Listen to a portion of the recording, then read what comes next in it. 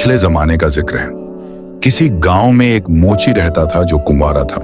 दिन भर जूते सिलता और जो कुछ मिलता उसी में गुजारा करता। आमदनी इतनी कम थी कि मुश्किल से पेट भर पाता। शादी के बारे में कभी सोचा ही नहीं था। एक दिन खिचड़ी खाने का दिल चाहा।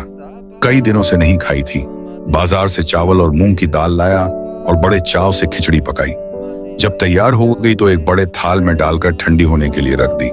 सोचा जब तक ठंडी हो लोगों के सिलाई किए जूते वापस कराऊं। यह सोचकर खिचड़ी वहीं छोड़कर जूते देने चला गया। इत्तेफाक से एक गीदड़ जंगल से घूमता हुआ इधर निकल आया। मोची का घर खाली देखा तो अंदर घुस आया। सामने देखा तो एक बड़ी थाली में ताजा खिचड़ी रखी थी। गीदड़ भूखा था। उसने आओ देखा ना ताव और जल्दी जल्दी खिचड़ी खाने लगा। अभी पूरी खत्म भी नहीं हुई थी कि बदकिस्मती से मोची आ गया। मोची खिचड़ी खाने के लिए बेताब था और जल्दी में था। लोगों के जूते जल्दी जल्दी वापस करके घर आ गया था। जब घर आकर देखा कि गीदड़ मजे से खिचड़ी खा रहा है तो जल्दी से दरवाजे बंद किए और गीदड़ को एक रस्सी से पकड़कर बांध दिया। फिर मोची ने एक मोटा डंडा पकड़ा और जमकर उसकी पिटाई की। थोड़ी देर बाद उठता और डंडा लेकर गीदड़ की पिटाई शुरू कर देता और जब थक जाता तो फिर अपने काम में लग जाता। गीदड़ दिल में सोचने लगा, अगर यह मुझे यूं ही मारता रहा तो मेरा जिंदा बचना मुश्किल है। गीदड़ मार खाता जा रहा था और वहां से निकलने की तरकीब भी सोच रहा था, मगर बंधा था इसलिए भाग नहीं सकता था। पिट पिटाकर खामोश हो जाता। रात जैसे तैसे गुजर गई। सुबह जब मोची अपने काम पर गया तो गीदड़ सोचने लगा, यही मौका है कुछ करने का, कोई तरकीब सोचनी चाहिए। गीदड़ कुछ देर सोचता रहा और आखिर उसके दिमाग में एक तरकीब आई। उसने इधर उधर चक्कर लगाकर अपने आप को रस्सी से और भी जकड़ लिया और इस तरह चीखने लगा जैसे अपने साथियों को बुला रहा हो। जंगल बिल्कुल करीब था। जब दूसरे गीदड़ों ने उसकी आवाज सुनी तो वे भी जोर जोर से चीखने लगे। जंगल में जो गीदड़ बोलने लगे उनमें एक गीदड़ ऐसा भी था जो उस गीदड़ का दोस्त था जो खिचड़ी खाकर इस मुसीबत में फंस गया था। उसने जब अपने दोस्त की आवाज सुनी तो यह जानने के लिए कि दोस्त कहाँ है और भी ज्यादा जोर से चीखने लगा। जब उसे अंदाजा हो गया कि दोस्त इस गांव में है तो उसी गांव की तरफ आ गया और ढूंढता ढूंढता आखिरकार मोची के घर के पास पहुंच गया। कान लगाकर सुना तो आवाज उसी मोची के घर से आ रही थी। अंदर झांक कर देखा तो दोस्त रस्सियों से बंधा था। जब उसके करीब पहुंचा तो अपने दोस्त से पूछा, क्यों दोस्त, तुम यहाँ क्या कर रहे हो? तुम यहाँ पहुंचे कैसे? रस्सियों से बंधे गीदड़ की इतनी पिटाई हो चुकी थी कि उसका सारा जिस्म सूज चुका था और इस वजह से वह बहुत मोटा ताजा दिखाई दे रहा था। जब उसने अपने दोस्त को अपने पास देखा तो दर्द छुपाने के लिए मुस्कुराते हुए कहा, हम तो ऐश कर रहे हैं दोस्त, तुम तो जंगलों में मारे मारे फिरते हो। दूसरे गीदड़ ने जब उसे देखा तो वह वाकई मोटा ताजा लग रहा था। उसने सवाल किया, फिर भी बताओ तुम्हें यह कामयाबी कैसे मिली? रस्सियों से बंधे गीदड़ ने बड़ी चालाकी से कहा, मैं तुम्हें यह राज बताने को तैयार हूं मगर एक शर्त पर। वो क्या, मुझे जल्दी बताओ। दूसरे गीदड़ ने कहा, वो शर्त यह है कि तुम किसी को हरगिज नहीं बताओगे। नहीं, बिल्कुल नहीं। तुम मुझसे वादा ले सकते हो कि मैं किसी को नहीं बताऊंगा। रस्सियों से बंधे गीदड़ ने कहा, दरअसल बात यह है कि मुझे बहुत रहमदिल और नेक आदमी ने पकड़ लिया है। वह मेरी बहुत खातिर करता है और तुम देख नहीं रहे कि उसने कैसे मुझे रस्सियों में जकड़ा है कि मैं कहीं अपने आप को छुड़ाकर यहां से चला ना जाऊं। फिर उसने अपने ऊपर बंधी रस्सियों की तरफ इशारा करते हुए कहा, देखो मैं कितना मोटा ताजा हो गया हूं। वो आदमी मुझे हर रोज हलवा पूरी खिलाता है। दूसरा गीदड़ उसकी बातें सुन रहा था और दिल में सोच रहा था, काश यह मौका मुझे मिल जाए। हलवा पूरी के नाम से उसके मुंह में पानी आ गया। बंधे गीदड़ ने जब देखा कि दोस्त फरेब में आ चुका है तो आहिस्ता से बड़ी राजदारी के साथ कहने लगा, तुम मेरे दोस्त हो, मैं तुम्हारे लिए यह कर सकता हूं कि तुम मेरी रस्सियां खोल दो और मैं तुम्हें अपनी जगह बांध देता हूं। इस तरह तुम भी 2-3 दिन में मेरी तरह मोटे ताजे हो जाओगे और खूब ऐश करोगे। बाहर से आने वाला गीदड़ बेवकूफ बन चुका था। खुश होकर बोला, हाँ दोस्त, अच्छा है, तुम्हारी मेहरबानी से मैं भी 2-4 दिन हलवा पूरी खा लूंगा। लो, मैं तुम्हारी रस्सियां खोल देता हूं और तुम मुझे अपनी जगह बांध दो। इसके बाद उसने बंधे गीदड़ की रस्सियां खोल दी। बंधे गीदड़ ने खुद वहां से आजाद होकर उसे वहां बांध दिया और वहां से चलता बना। जब मोची अपने काम से घर लौटा तो उसने पास पड़ा डंडा उठाया और गीदड़ की जमकर धुलाई शुरू कर दी। उसे क्या पता था कि यह वही गीदड़ है या कोई और। वह तो बस अपना गुस्सा निकाल रहा था। गीदड़ पर ऐसी ऐसी लाठियां बरसाई कि बेचारा चीखता ही रह गया। गीदड़ सोच रहा था कि यह कैसा हलवा पूरी है जो मुझे मिल रहा है। थोड़ी देर तो वो चुपचाप पिटता रहा, मगर जब देखा कि मोची का गुस्सा कम होने का नाम ही नहीं ले रहा, तो उसने आखिरकार मुंह खोला और बोला, तुम मुझे क्यों मार रहे हो? मैंने तुम्हारा क्या बिगाड़ा है? मोची ने जब गीदड़ को इंसानों की तरफ बोलते सुना तो हैरान रह गया। उसने सोचा पहले तो यह चुप था। उसके दिमाग में आया कि यकीनन यह साला मुझे पहले बेवकूफ बना रहा था, इसलिए चुप रहा, और अब इतनी मार खा चुका है कि बोलने लगा है। मोची ने और 2-4 डंडे जड़ दिए और गुस्से से बोला, जब तक मैं अपनी खिचड़ी का पूरा बदला न ले लूं, तुम्हें यूं ही मारता रहूंगा। बोलो, तुमने मेरी खिचड़ी क्यों खाई? गीदड़ को अब समझ आया कि उसके दोस्त ने मोची की खिचड़ी खा ली थी और इसी वजह से मोची ने उसे बांध रखा था। गीदड़ ने फौरन कहा, मैंने तुम्हारी कोई खिचड़ी नहीं खाई। फिर उसने पूरा किस्सा सुनाया कि जब मैं यहाँ आया था तो यहाँ एक और गीदड़ रस्सियों से बंधा हुआ था। उस कमीने ने मुझे बताया कि अगर तुम मेरी जगह यहाँ बंध जाओ तो रोज हलवा पूरी मिलेगी। मैं बेवकूफ उसकी बातों में आ गया। मैंने उसे खोल दिया और वो मुझे बांधकर यहाँ से फरार हो गया। अब तुम आए और बिना कुछ पूछे मेरी पिटाई शुरू कर दी। गीदड़ की सारी कहानी सुनकर भी मोची को यकीन नहीं आया। वह बोला, मैं तुम्हारी सारी चालाकियां जानता हूं। इतना कहकर उसने फिर से 2-3 डंडे गीदड़ की पीठ पर दे मारे। अब तो गीदड़ की जान सूखने लगी। उसने सोचा, यह तो मुझे मार ही डालेगा। घबराहट में उसने मोची से गिड़गिड़ाते हुए कहा, अगर तुम मुझे छोड़ दो तो मैं तुम्हारी शादी बादशाह की बेटी से करवा दूंगा। गीदड़ ने जैसे ही यह बात कही, मोची का मुंह खुला का खुला रह गया। बादशाह की बेटी से मेरी शादी? उसने हैरानी से पूछा, यह क्या बकवास कर रहे हो? मैं भला एक फटीचर मोची और बादशाह की बेटी? तुम मुझे उल्लू बना रहे हो क्या?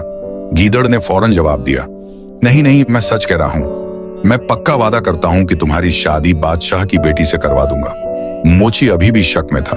उसने कहा, मुझे तो यकीन नहीं आ रहा। गीदड़ बोला, मैं कसम खाकर कहता हूं कि मैं अपनी बात जरूर पूरी करूंगा। गीदड़ की इस पक्की बात पर मोची का दिल पिघल गया और उसने गीदड़ को आजाद कर दिया। आजाद होते ही गीदड़ ने मोची से कहा, तुम घर में बैठे रहो और मेरा इंतजार करो। मैं बहुत जल्द तुम्हारे लिए अच्छी खबर लेकर आऊंगा। इतना कहकर गीदड़ भाग निकला। गीदड़ गांव से बाहर निकलकर सीधा दरिया के किनारे जा पहुंचा। उसने दरिया को पार किया। दूसरे किनारे पहुंचकर उसने अपना असली रूप छोड़ा और इंसानी शक्ल अख्तियार कर ली। दरिया के उस पार एक और बादशाह की सल्तनत थी। उसका महल दरिया से थोड़ी ही दूर था। गीदड़ ने खुद को इल्ची बना लिया और सीधा बादशाह के दरबार में जा धमका। बादशाह ने उसे देखा तो पूछा, ए अजनबी, तू कौन है? यहां क्यों आया है? गीदड़ ने सर झुकाकर अदब से कहा, जहां पनाह, मैं आपके पड़ोसी मुल्क के बादशाह का इल्ची हूं।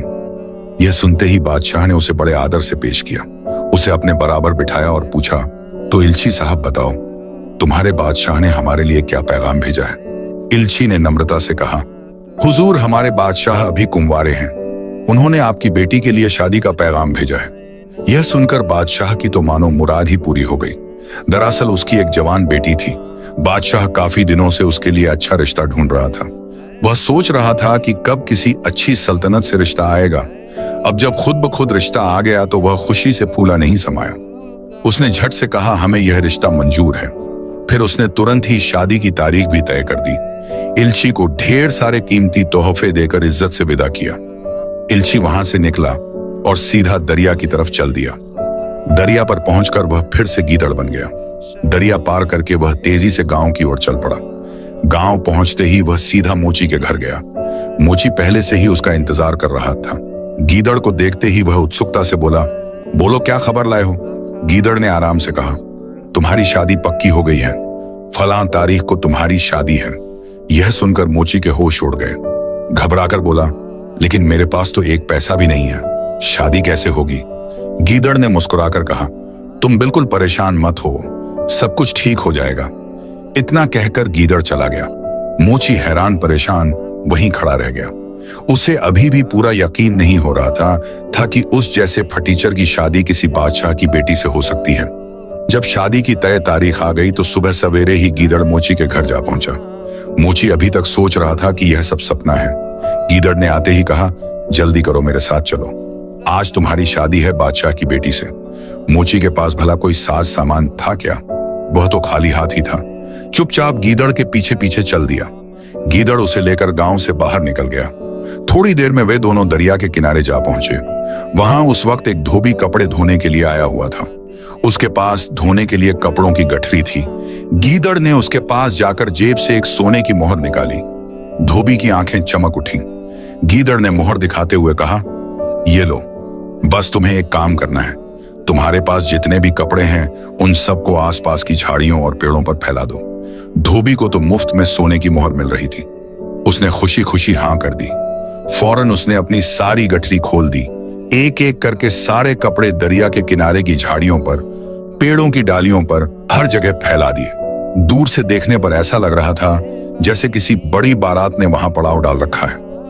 जब धोबी अपना काम खत्म कर चुका तो गीदड़ ने वहां से थोड़ा आगे बढ़कर एक रुई बेचने वाले को देखा। वह रुई धुनकर बेचता था। गीदड़ ने उसके पास जाकर एक और सोने की मोहर निकाली। रुई वाले की आंखों में चमक आ गई। गीदड़ ने उससे कहा, यह मोहर तुम्हारी, बस तुम अपनी धुनी हुई रुई के कुछ बड़े बड़े गट्ठे दरिया के किनारे पर रख दो। रुई वाले ने झट से मोहर ले ली और अपनी रुई के 4-5 मोटे गट्ठे उठाकर दरिया के किनारे पर पहुंचा दिए। गीदड़ ने सब इंतजाम करवा लिया तो मोची की तरफ मुड़ा।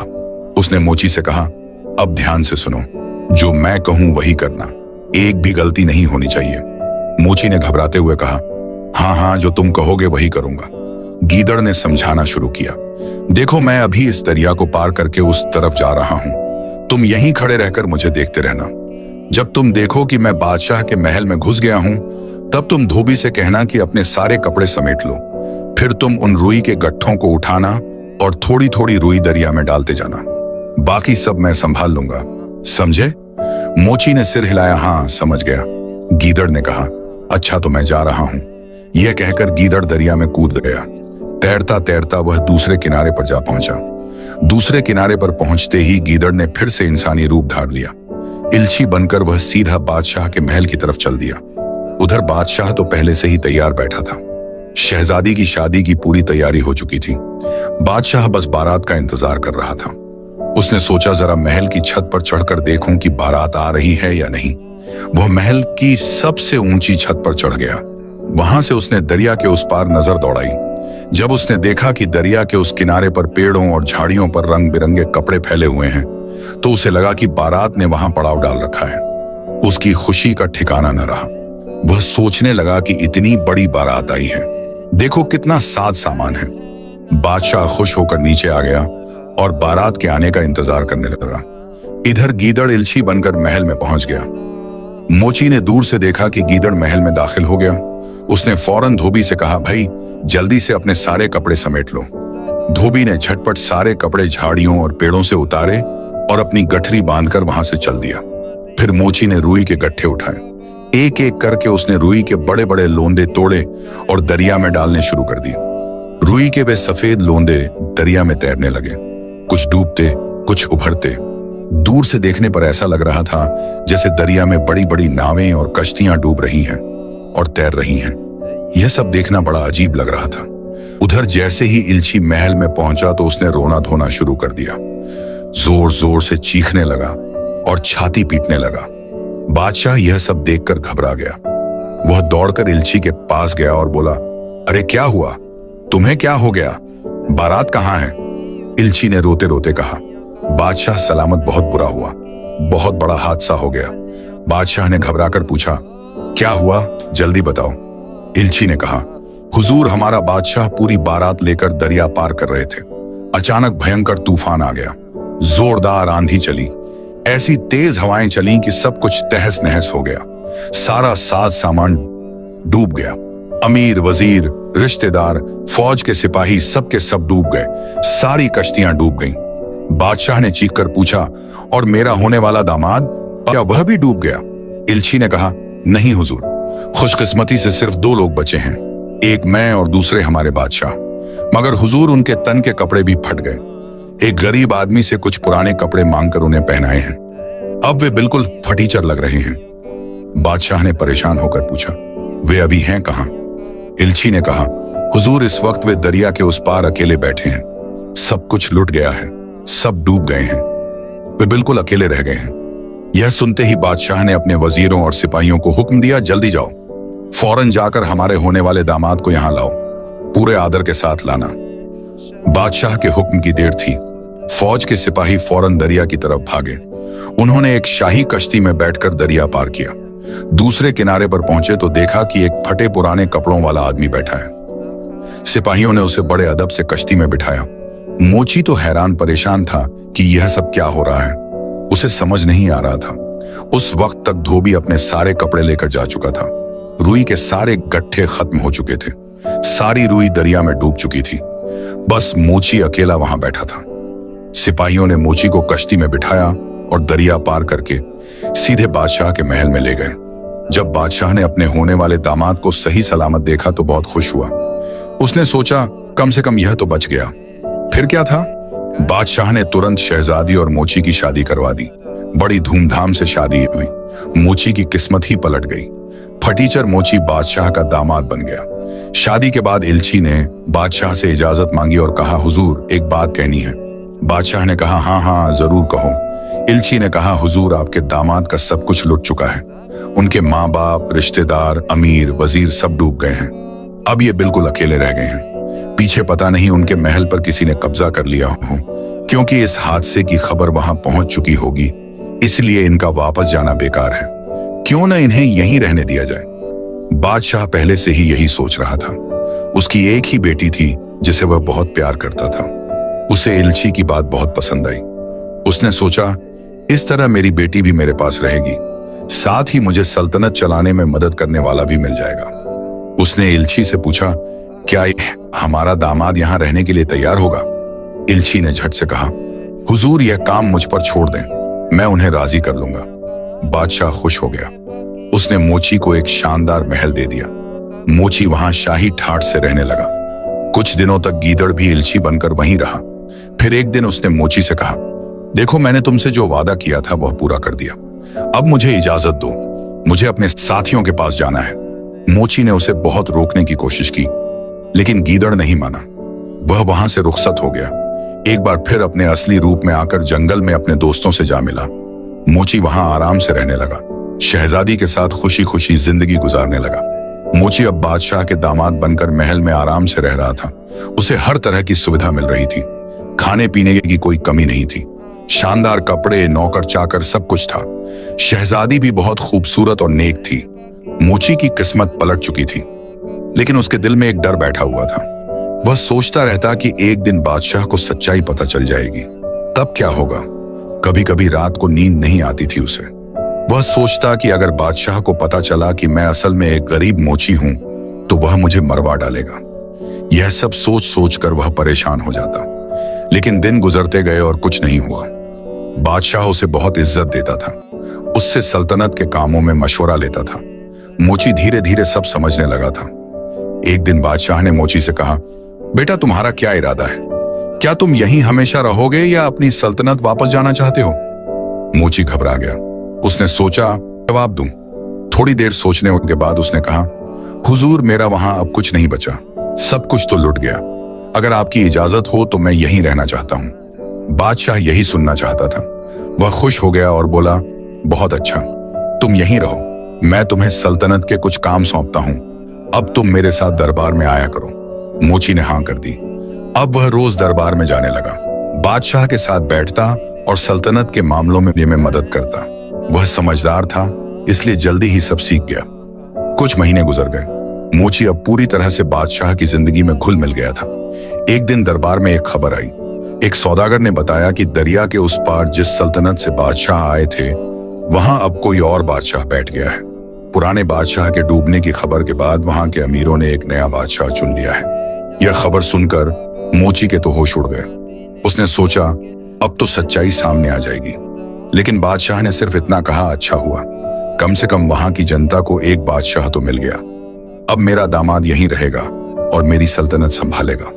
मोची ने राहत की सांस ली, अभी तो बच गया। एक दिन शहजादी ने मोची से पूछा, आप अपने घर की, अपने माँ बाप की याद नहीं करते? मोची उदास हो गया। उसने कहा, बहुत ही याद आती है, लेकिन अब सब चले गए। अब तो बस तुम ही हो और यह सल्तनत। शहजादी ने कहा, आप परेशान मत होइए, अल्लाह ने आपको बचा लिया, यही बहुत है। अब हम यहाँ खुशी से रहेंगे। मोची ने मन ही मन सोचा, काश मैं इसे सच बता पाता, लेकिन अगर बता दिया तो सब खत्म हो जाएगा। उसने अपना मुंह बंद रखने का फैसला किया। कुछ और महीने बीत गए। एक दिन दरबार में एक और खबर आई। किसी ने बताया कि दरिया के उस पार जिस गांव से बादशाह आए थे, वहां लोग उनकी कहानी सुनाते हैं। कहते हैं कि एक गरीब मोची था जो गीदड़ की मदद से बादशाह बन गया। यह सुनकर मोची का दिल तेजी से धड़कने लगा। उसके माथे पर पसीना आ गया। लेकिन बादशाह ने हंसकर कहा, ये गांव वाले कितनी अजीब अजीब कहानियां बनाते हैं। भला कोई मोची बादशाह कैसे बन सकता है और गीदड़ कैसे मदद कर सकता है? यह तो बस एक कहानी है।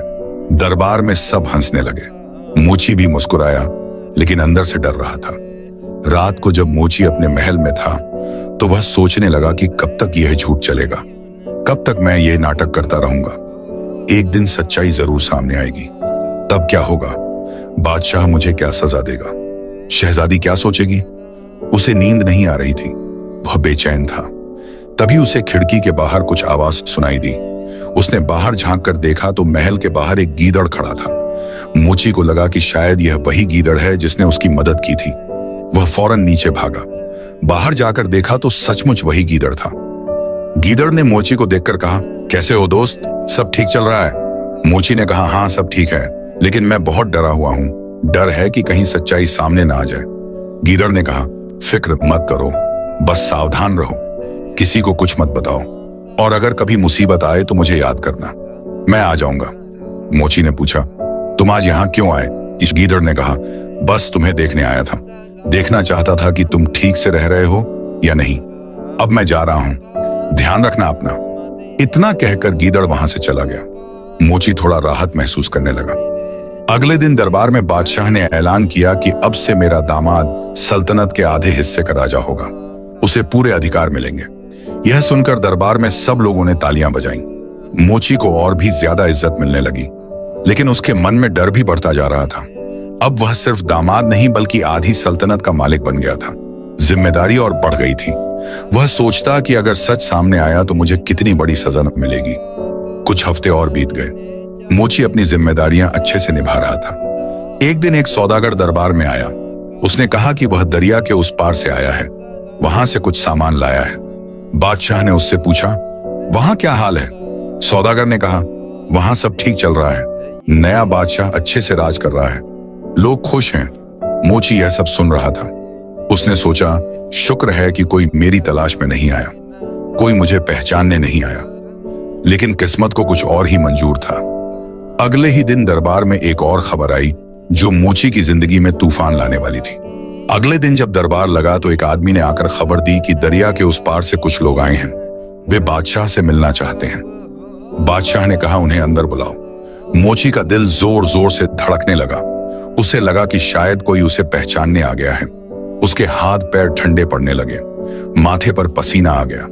वह घबराहट में इधर उधर देखने लगा। तभी दरबार में 3-4 लोग अंदर आए। वे सब व्यापारी लग रहे थे। उन्होंने बादशाह को सलाम किया। बादशाह ने पूछा, तुम लोग कहां से आए हो और क्या काम है? एक व्यापारी ने कहा, हुजूर हम उस पार की सल्तनत से आए हैं। हम यहाँ व्यापार करने आए हैं। साथ ही हम यह भी सुनना चाहते थे कि जो बादशाह दरिया में डूब गए थे उनके बारे में कुछ पता है क्या? बादशाह ने मोची की तरफ इशारा करते हुए कहा, यह रहे वो बादशाह। अल्लाह की रहमत से वे बच गए। व्यापारियों ने मोची को गौर से देखा। मोची का दिल बैठा जा रहा था, लेकिन व्यापारियों ने कुछ नहीं कहा। उन्होंने बस सर झुकाकर सलाम किया और कहा, अल्लाह का शुक्र है कि आप सलामत हैं। फिर उन्होंने अपना सामान दिखाया और व्यापार की बात की। मोची ने राहत की सांस ली। शुक्र है किसी ने पहचाना नहीं।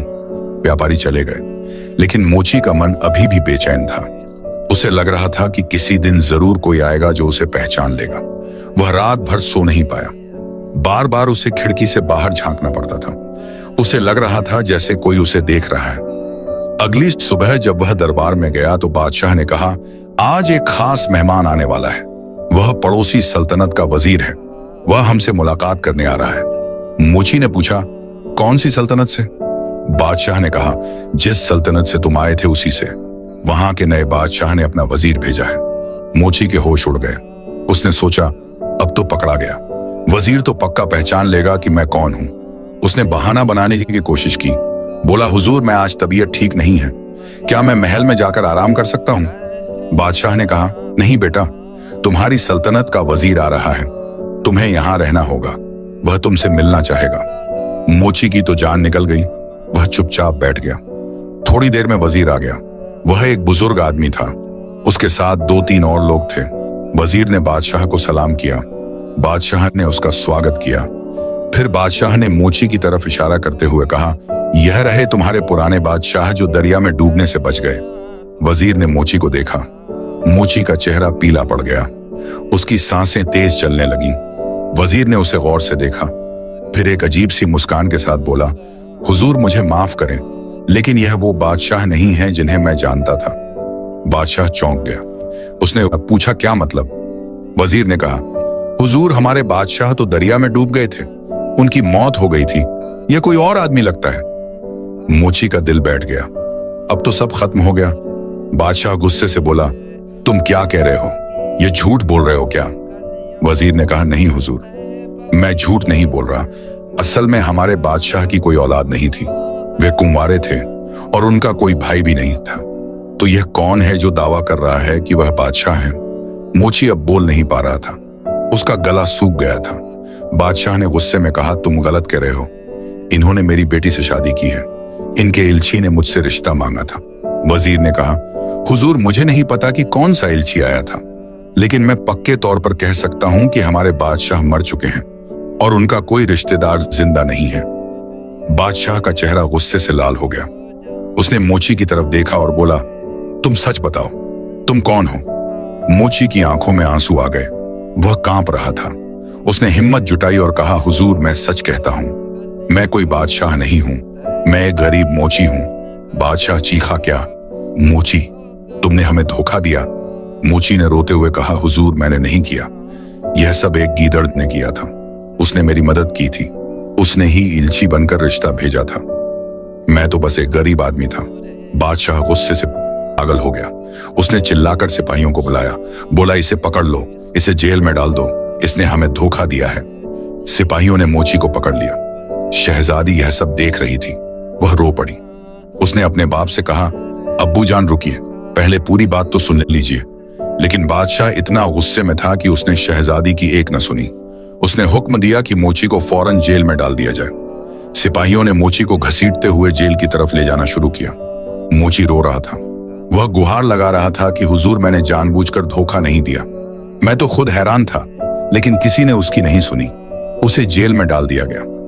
जेल में बैठकर मोची रोने लगा। उसने सोचा, अब तो मेरी जिंदगी खत्म हो गई, बादशाह मुझे मरवा देगा। मैंने उसकी बेटी से शादी की है, उसने मुझे इतना मान सम्मान दिया और मैं निकला एक धोखेबाज। अब मेरा क्या होगा? वह सारी रात रोता रहा। सुबह जब थोड़ी रोशनी जेल में आई तो उसने खिड़की से बाहर देखा। उसे दूर कहीं एक गीदड़ दिखाई दिया। मोची ने आवाज लगाई, ऐ गीदड़ मुझे बचाओ, तुमने मुझे इस मुसीबत में डाला है, अब मुझे बचा भी लो। लेकिन गीदड़ वहां से भाग गया। मोची और भी ज्यादा रोने लगा। दोपहर को जब सिपाही खाना लेकर आया तो मोची ने उससे पूछा, बादशाह ने मेरे बारे में क्या फैसला किया है? सिपाही ने कहा, अभी तो कुछ नहीं, बादशाह बहुत गुस्से में हैं, वे सोच रहे हैं कि तुम्हें क्या सजा दें। शहजादी बहुत रो रही हैं, वे अपने बाप से तुम्हें माफ करने की गुहार लगा रही हैं, लेकिन बादशाह नहीं मान रहे। मोची ने सोचा, काश मैं शहजादी को सच बता पाता, शायद वह समझ जाती, लेकिन अब तो बहुत देर हो चुकी है। शाम को फिर से वही सिपाही आया। उसने कहा, बादशाह ने फैसला कर लिया है, कल सुबह तुम्हें दरबार में पेश किया जाएगा, वहां तुम्हारी सजा का ऐलान होगा। मोची का दिल बैठ गया। उसने सोचा, अब तो पक्का मौत है। उसने रात भर अल्लाह से दुआ मांगी, कहा, ए अल्लाह मुझे माफ कर दे, मैंने जानबूझकर धोखा नहीं दिया था, मैं तो बस गीदड़ की बातों में आ गया था। वह रात भर जागता रहा, सोच रहा था कि कल क्या होगा। सुबह जब सूरज निकला तो सिपाही आए। उन्होंने मोची को बेड़ियां पहनाई, उसे घसीटते हुए दरबार की तरफ ले गए। दरबार में बहुत भीड़ थी, सब लोग यह देखने आए थे कि धोखेबाज को क्या सजा मिलती है। बादशाह गुस्से से अपने तख्त पर बैठा था। शहजादी एक कोने में रो रही थी। मोची को बीच में खड़ा कर दिया गया। बादशाह ने गरज कर कहा, तुमने हमें धोखा दिया, तुमने हमारी बेटी से झूठ बोलकर शादी की, तुम एक नीच धोखेबाज हो, अब बताओ तुम्हें क्या सजा दी जाए। मोची ने रोते हुए कहा, हुजूर मुझे जो भी सजा देना चाहें दे दें, मैं कबूल करता हूं। लेकिन मैंने जानबूझकर धोखा नहीं दिया था। मैं तो खुद हैरान था कि यह सब कैसे हो रहा है। बादशाह ने कहा, चुप रहो, तुम्हारी बातें अब नहीं सुननी, तुम्हें मौत की सजा दी जाती है। कल सुबह तुम्हें फांसी दी जाएगी। यह सुनकर शहजादी जोर से चीख पड़ी। वह अपने बाप के पास दौड़ी और बोली, नहीं अब्बू जान, प्लीज उन्हें माफ कर दीजिए, वे बुरे आदमी नहीं हैं। लेकिन बादशाह ने उसे धक्का देकर हटा दिया। बोला, यह हमारा फैसला है, कोई इसे नहीं बदल सकता। मोची को फिर से जेल में ले जाया गया। अब उसके पास सिर्फ एक रात बची थी। कल सुबह उसे फांसी दे दी जाएगी। वह जेल में बैठकर रो रहा था। अचानक उसे खिड़की के बाहर कुछ हलचल सुनाई दी। उसने बाहर झांका तो देखा कि वही गीदड़ वहां खड़ा है।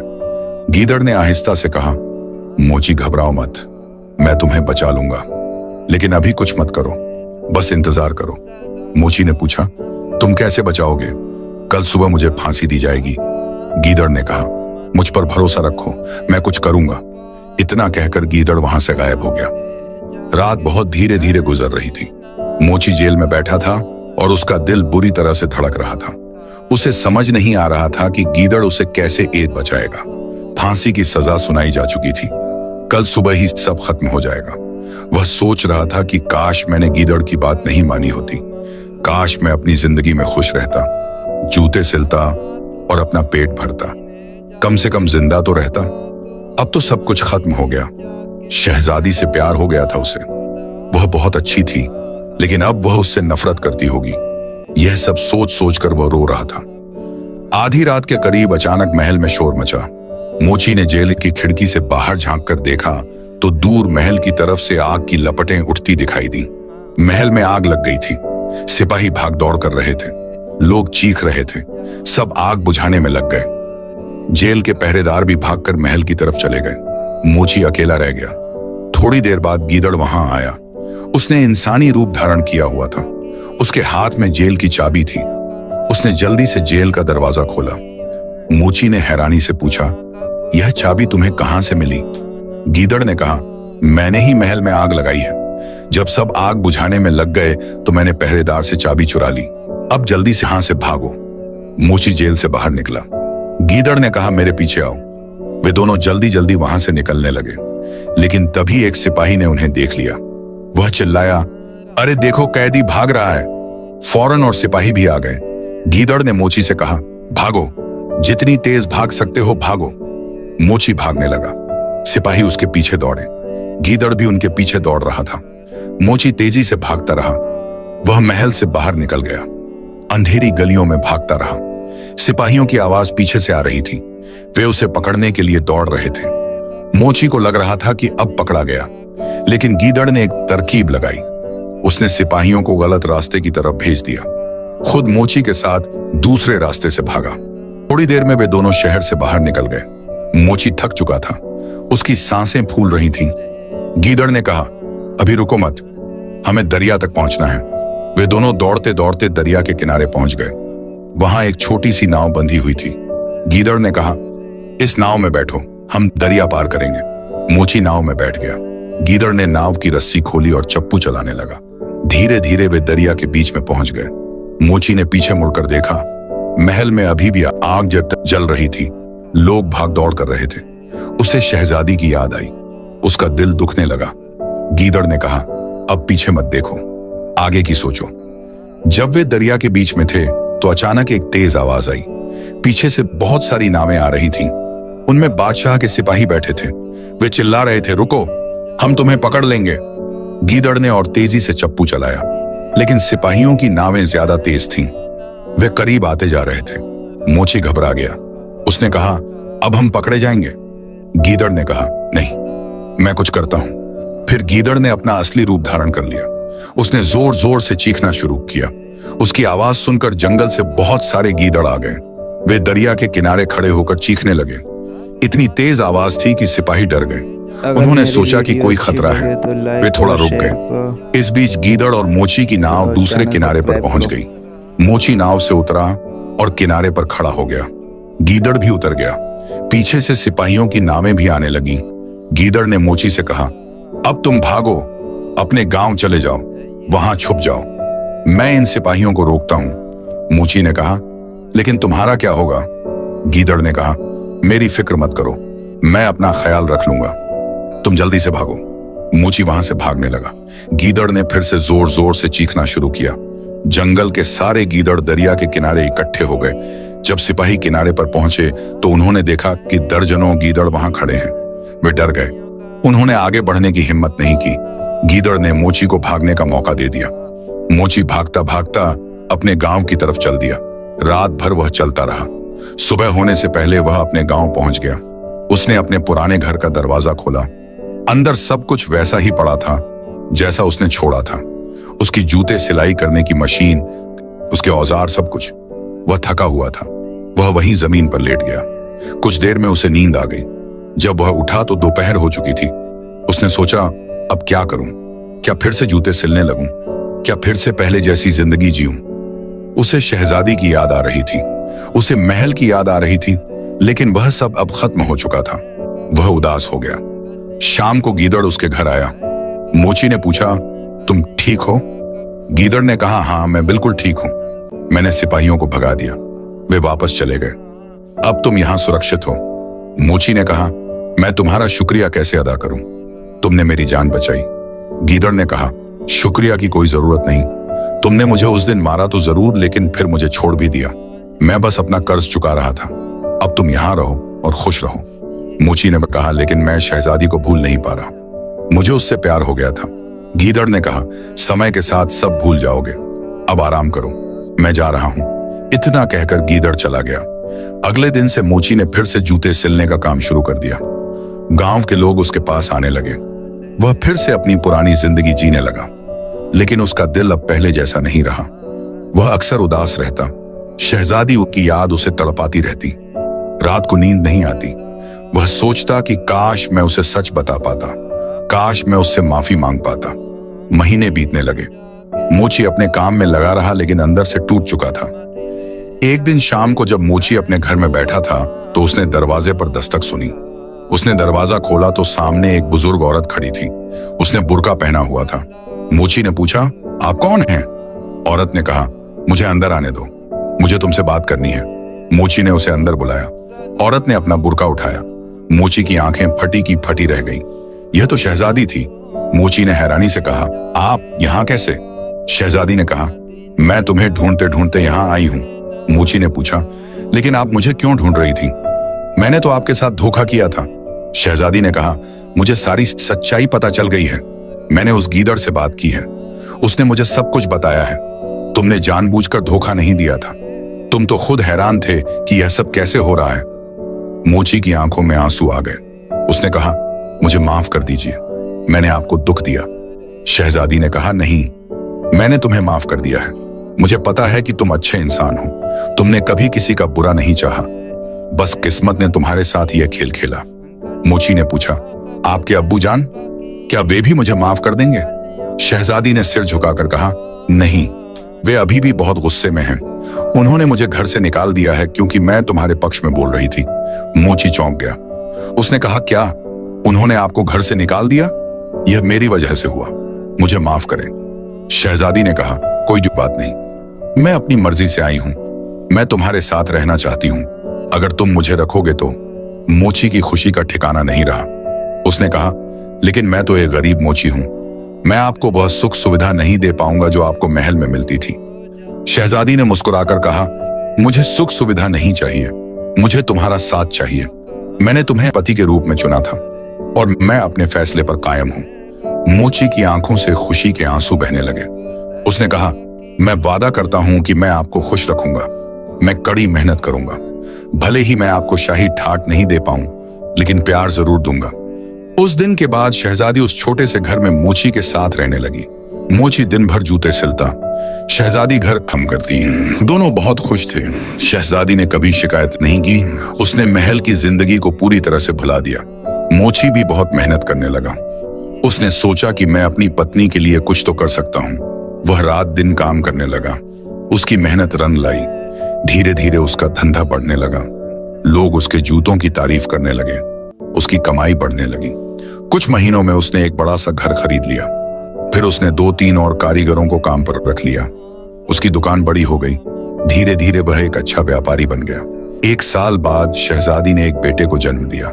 मोची की खुशी का ठिकाना नहीं रहा। उसने गीदड़ को भी बुलाया। गीदड़ ने आकर बच्चे को देखा। उसने मोची को बधाई दी। मोची ने कहा, यह सब तुम्हारी वजह से संभव हुआ।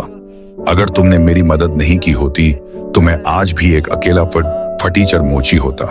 गीदड़ ने कहा, नहीं दोस्त, यह सब तुम्हारी मेहनत की वजह से हुआ है। मैंने तो बस तुम्हें एक मौका दिया था, बाकी सब तुमने खुद किया। मोची ने कहा, फिर भी तुम्हारा शुक्रिया। गीदड़ ने मुस्कुराकर कहा, अब मुझे जाने दो, मेरे दोस्त मेरा इंतजार कर रहे होंगे। मोची ने उसे जाने दिया, लेकिन हर महीने गीदड़ आता और मोची से मिलता। कुछ साल बाद एक दिन खबर आई कि दरिया के उस पार वाले बादशाह की तबीयत बहुत खराब है। शहजादी यह सुनकर परेशान हो गई। उसने मोची से कहा, मुझे अपने अब्बू जान से मिलना है। मोची ने कहा, चलो हम दोनों चलेंगे। वे दोनों अपने बेटे को लेकर दरिया पार करके महल की तरफ चल दिए। जब वे महल पहुंचे तो पहरेदारों ने उन्हें रोकना चाहा, लेकिन शहजादी ने अपना परिचय दिया। पहरेदार हैरान रह गए। उन्होंने फौरन बादशाह को खबर दी। बादशाह ने कहा, उन्हें अंदर बुलाओ। जब शहजादी अपने बाप के पास पहुंची तो बादशाह बहुत कमजोर हो चुका था। उसे देखकर बादशाह की आंखों में आंसू आ गए। उसने कहा, बेटी तुम आ गई, मैं तुम्हारा इंतजार कर रहा था। शहजादी ने रोते हुए कहा, अब्बू जान मुझे माफ कर दीजिए। बादशाह ने कहा, नहीं बेटी, माफी मुझे मांगनी चाहिए। मैंने तुम्हारे साथ बहुत बुरा किया, मैंने तुम्हें घर से निकाल दिया। फिर बादशाह ने मोची की तरफ देखा। उसने कहा, मोची मुझे भी माफ कर दो, मैंने तुम्हारे साथ बहुत बुरा किया। मैंने तुम्हें बिना पूरी बात जाने मौत की सजा सुना दी। मोची ने कहा, हुजूर आपने कोई गलती नहीं की, आप गुस्सा होने का पूरा हक रखते थे, मैंने ही गलती की थी। बादशाह ने कहा, नहीं, तुमने जानबूझकर गलती नहीं की थी, मुझे बाद में सब पता चला। गीदड़ ने आकर मुझे सारी सच्चाई बताई।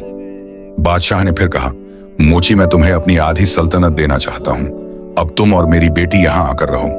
मोची ने कहा, नहीं हुजूर, हम अपनी जगह खुश हैं, हमें सल्तनत नहीं चाहिए। हमारे पास एक अच्छा घर है, एक प्यारा बेटा है, हम बहुत खुश हैं। बादशाह ने कहा, लेकिन कम से कम तुम मेरी बेटी को तो यहां रहने दो। शहजादी ने कहा, नहीं अब्बू जान, मैं अपने पति के साथ रहूंगी, जहां वे रहेंगे मैं वहीं रहूंगी। बादशाह ने समझ लिया कि वे नहीं मानेंगे। उसने उन्हें बहुत सारा सोना चांदी और कीमती तोहफे दिए। फिर उसने अपने नाती को गोद में लिया। उसने बहुत देर तक उसे प्यार किया। कुछ दिनों बाद बादशाह की मौत हो गई। शहजादी बहुत रोई, लेकिन मोची ने उसे संभाला। उसके बाद मोची और शहजादी अपने घर लौट आए। मोची का धंधा और भी बढ़ गया, वह एक बड़ा व्यापारी बन गया, लेकिन उसने कभी अपनी जड़ों को नहीं भुलाया। वह हमेशा गरीबों की मदद करता। गीदड़ अभी भी कभी कभी आता और उससे मिलता।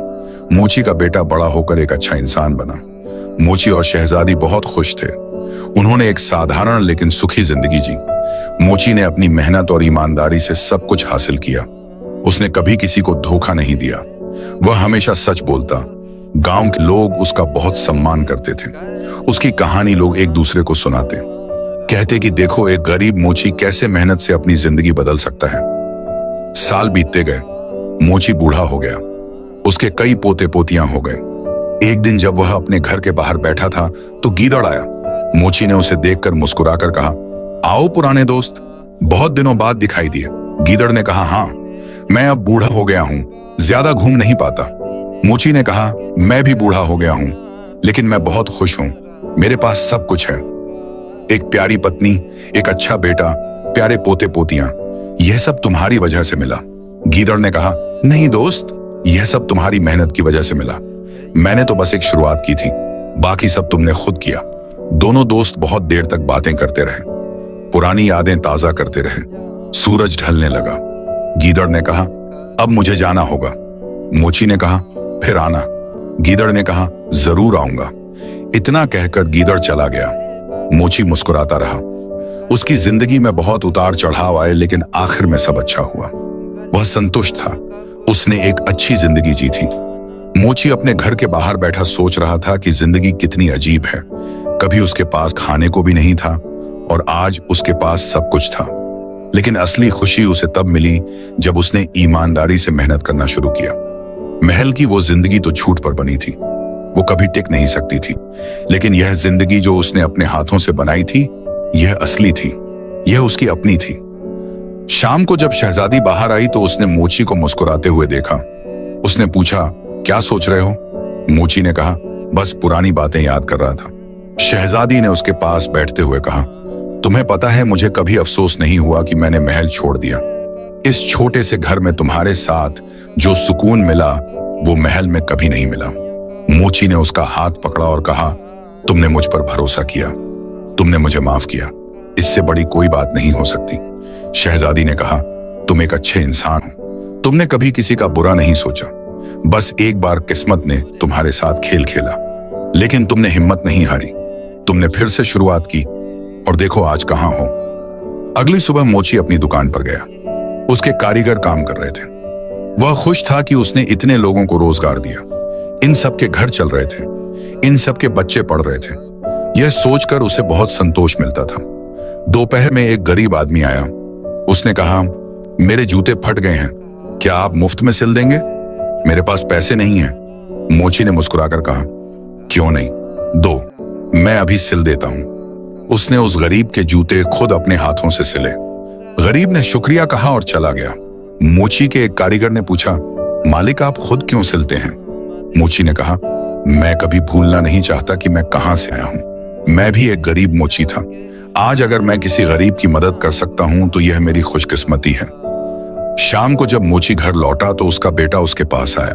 उसने कहा, अब्बू मैं आपसे एक कहानी सुनना चाहता हूं। मोची ने पूछा, कौन सी कहानी? बेटे ने कहा, आपकी कहानी। मैंने सुना है कि आप कभी एक मोची थे और फिर बादशाह बन गए और फिर वापस मोची बन गए। यह सच है? मोची ने मुस्कुराकर कहा, हाँ बेटा, यह सच है। बैठो मैं तुम्हें पूरी कहानी सुनाता हूँ। फिर मोची ने अपने बेटे को पूरी कहानी सुनाई। गीदड़ के बारे में, खिचड़ी के बारे में, बादशाह के बारे में, सब कुछ। बेटे ने बड़े ध्यान से सुना। कहानी खत्म होने के बाद बेटे ने पूछा, अब्बू और वह गीदड़, वह बकितबा अभी भी आता है क्या? मोची ने कहा, हाँ कभी कभी आता है, वह मेरा सच्चा दोस्त है। बेटे ने पूछा, अब्बू आप बादशाह बनकर खुश थे या अब खुश हैं? मोची ने सोचा, फिर बोला, बेटा उस वक्त मैं खुश नहीं था, डरा हुआ था। हर वक्त यह डर लगा रहता था कि कहीं सच सामने ना आ जाए। वह जिंदगी झूठ पर बनी थी, लेकिन अब मैं सच में खुश हूं। यह सब मेरी मेहनत का फल है। मैंने किसी को धोखा नहीं दिया, मैंने ईमानदारी से काम किया, इसलिए अब मैं चैन की नींद सो सकता हूं। बेटे ने कहा, मैं भी आप जैसा बनना चाहता हूं अब्बू। मैं भी मेहनत करूंगा और ईमानदार रहूंगा। मोची ने अपने बेटे को गले लगाया। उसकी आंखों में खुशी के आंसू थे। रात को जब सब सो गए तो मोची ने खिड़की से बाहर देखा। चांदनी रात थी, दूर कहीं से गीदड़ों की आवाज आ रही थी। मोची ने सोचा शायद उसका दोस्त गीदड़ अपने साथियों के साथ है। उसने मन ही मन उसका शुक्रिया अदा किया। फिर उसने अल्लाह का शुक्र अदा किया कि उसने उसे इतना कुछ दिया, एक प्यारी पत्नी, एक नेक बेटा, एक अच्छा घर, एक अच्छा धंधा, और सबसे बड़ी बात यह कि उसे एक सच्चा दोस्त मिला जिसने मुसीबत में उसकी मदद की।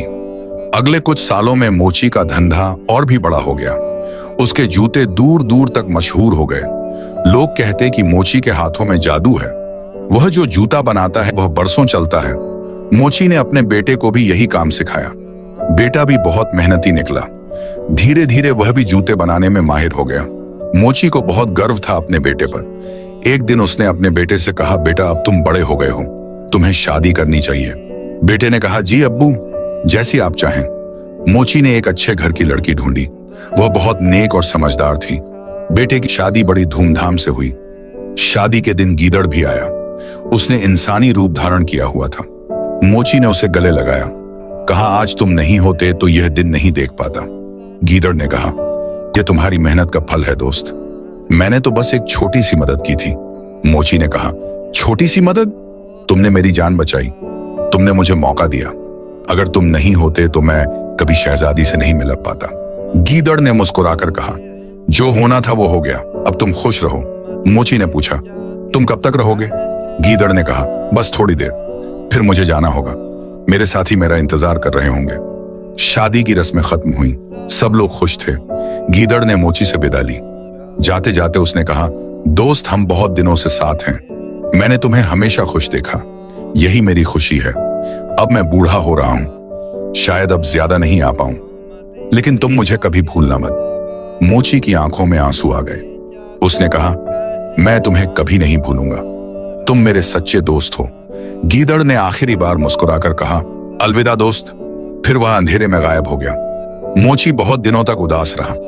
उसे अपने दोस्त की बहुत याद आती थी, लेकिन जिंदगी चलती रही। उसका बेटा अब धंधा संभालने लगा। मोची धीरे धीरे सब काम बेटे को सौंपने लगा। अब वह ज्यादातर वक्त घर पर बिताता, अपने पोते पोतियों के साथ खेलता। शहजादी भी अब बूढ़ी हो गई थी, लेकिन दोनों में अभी भी वही प्यार था। दोनों साथ बैठकर पुरानी बातें करते, हंसते, रोते, जिंदगी के हर पल को याद करते। एक दिन मोची बीमार पड़ गया। उसकी तबीयत बहुत खराब हो गई। डॉक्टर आए, दवाइयां दी, लेकिन मोची समझ गया कि अब उसका वक्त आ गया है। उसने अपने बेटे को बुलाया, कहा, बेटा मैं ज्यादा दिन नहीं रहूंगा, तुम धंधा अच्छे से चलाना, हमेशा ईमानदार रहना, गरीबों की मदद करना, यह मत भूलना कि हम भी कभी गरीब थे। बेटे ने रोते हुए कहा, अब्बू ऐसा मत कहिए, आप ठीक हो जाएंगे।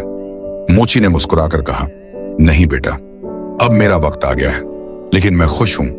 मैंने एक अच्छी जिंदगी जी, मुझे एक प्यारी पत्नी मिली, एक नेक बेटा मिला, प्यारे पोते पोतियां मिले, मुझे और क्या चाहिए। उस रात मोची को नींद नहीं आ रही थी। वह खिड़की से बाहर देख रहा था। अचानक उसने देखा कि एक गीदड़ बाहर खड़ा है। वह उसका पुराना दोस्त था। गीदड़ ने अंदर देखा। मोची ने हाथ हिलाया। गीदड़ भी पास आ गया। मोची ने धीरे से कहा, तुम आ गए दोस्त, मुझे पता था तुम जरूर आओगे। गीदड़ ने कहा, हाँ, मुझे पता चल गया कि तुम्हारी तबीयत खराब है, मैं आखिरी बार मिलने आया हूं। मोची ने कहा, शुक्रिया दोस्त, तुमने हमेशा मेरा साथ दिया। गीदड़ ने कहा, तुम मेरे सच्चे दोस्त थे, मैं तुम्हें कभी नहीं भूलूंगा। दोनों देर तक बातें करते रहे। पुरानी यादें ताजा होती रहीं। खिचड़ी वाला दिन, दरिया पार करना, महल में धोखा, जेल से भागना, सब कुछ। दोनों हंसे भी और रोए भी। फिर गीदड़ ने कहा, अब मुझे जाना होगा दोस्त, तुम आराम करो। मोची ने कहा, अलविदा दोस्त, अगले जन्म में फिर मिलेंगे। गीदड़ चला गया। मोची ने आंखें बंद कर ली। उसके चेहरे पर शांति थी। सुबह जब सब उठे तो मोची इस दुनिया को छोड़ चुका था, लेकिन उसके चेहरे पर मुस्कान थी। वह खुश था, संतुष्ट था। उसने एक अच्छी जिंदगी जी थी। मोची की कहानी गांव में मशहूर हो गई। लोग अपने बच्चों को यह कहानी सुनाते, कहते कि देखो एक गरीब मोची कैसे ईमानदारी और मेहनत से अपनी जिंदगी बना सकता है। झूठ और धोखे से मिली चीजें ज्यादा दिन नहीं टिकती, लेकिन मेहनत से कमाई गई चीजें हमेशा साथ रहती हैं, और सच्चा दोस्त हमेशा मुसीबत में काम आता है। यह कहानी आज भी लोग सुनाते हैं और सुनते हैं।